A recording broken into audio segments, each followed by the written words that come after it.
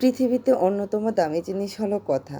কথা দিয়ে মানুষকে অনুপ্রাণিত করা যায়, আবার কথা দিয়ে মানুষকে কথার অভাবে কিন্তু মানুষ একা হয়ে যায়। আবার কথা বলার মানুষ না থাকায় কিন্তু ভেতরে ভেতরে অনেকটাই আমাদের সবার মনের মাঝে কিন্তু অনেক অনেক কথা জমা থাকে, কিন্তু বলার মতো মানুষ থাকে না বা শোনার মতো মানুষও থাকে না। হয়তো এই কারণেই কথার তৃষ্ণায় মানুষ তার সুন্দর জীবনকে মরুভূমি করে ফেলে। আসসালামু আলাইকুম এভরিওয়ান, সবাই কেমন আছেন? আশা করি সবাই খুব ভালো আছেন। আলহামদুলিল্লাহ, আমিও ভালো আছি। গিয়েছিলাম সুন্দর একটা জায়গায়, যে জায়গায় হয়তো অনেকবার এই পরপর কয়েকদিন যাওয়া হয়েছে, হয়তো বা বেঁচে থাকলে কখনো আর ওইখানে আর যাওয়াই হবে না, কারণ একদমই একটা নতুন জায়গা, নতুন পরিবেশ। যদিও আমাদের কুমিল্লার ভেতরে, কিন্তু কখনো ওই জায়গাটা আমার যাওয়া হয়নি। পরপর কয়েকদিন যাওয়াতে ভালোই লেগেছিল, কিন্তু আজকে প্রচণ্ড গরম। আসলে রৌদ্রের তাপটা যখন বেড়ে যায় তখন গরমটা বেড়ে যায়, তখন কিছুই ভালো লাগে না, বাহিরে গরম আর গরম লাগে। তো যাই হোক, যাবো যেহেতু সকালবেলা, তার জন্য রাতের বেলায় রান্না করে রেখেছিলাম চিকেনটা। তো একদমই ঝাল ঝাল করে একটু ভুনা টাইপের করে রান্না করে রাতের বেলা রেখে দিয়েছিলাম, যেন সকালবেলা ঘুম থেকে উঠি ঝটপট করে রান্না করে সাথে কিছুটা নিয়ে যাব। আর দুপুরবেলা যখন বা বিকেলবেলা বাসায় আসবো তখন যেন রান্নার কোনো প্যারাই না থাকে, ঝটপট গরম করে যেন খেয়ে নিতে পারি মা মেয়ে ছেলে। যেহেতু আমার সব দিকে একা সামলাতে হয়, সব দিকে চিন্তা করেই চলতে হয়।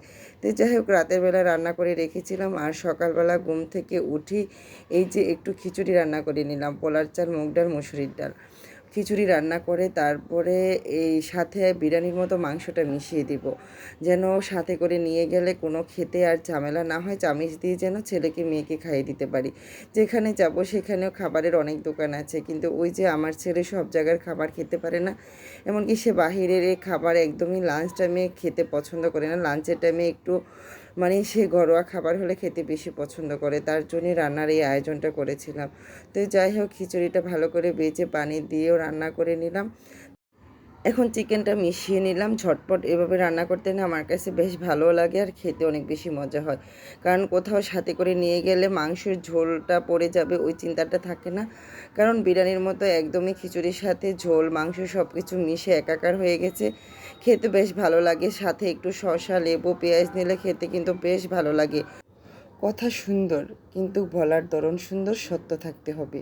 সত্য কথার জয় সবসময় হয়, মিথ্যে কথার পরাজয় সবসময় থাকে। তাই সত্য বলবেন, মানুষের আগে হোক, পিছে হোক, সামনে হোক, আড়ালে হোক, সত্য বলার সবসময় চেষ্টা করবেন। মিথ্যা দিয়ে হয়তো ক্ষণিকের সুখ পাবেন, ওই জায়গাটাতে মিথ্যে বলে আপনি হয়তো সুন্দর একটা সময় পার করে আসতে পারবেন, কিন্তু ওই যে আপনার মিথ্যে কথা বলাটা কিন্তু একদিন ঠিকই ফাঁস হয়ে যাবে, সেটা সত্য হয়ে বের হয়ে যাবে, কিন্তু তখন আপনার মুখোশটা মানুষ টেনে হিস্ট্রি নিচে নেমে আনবে।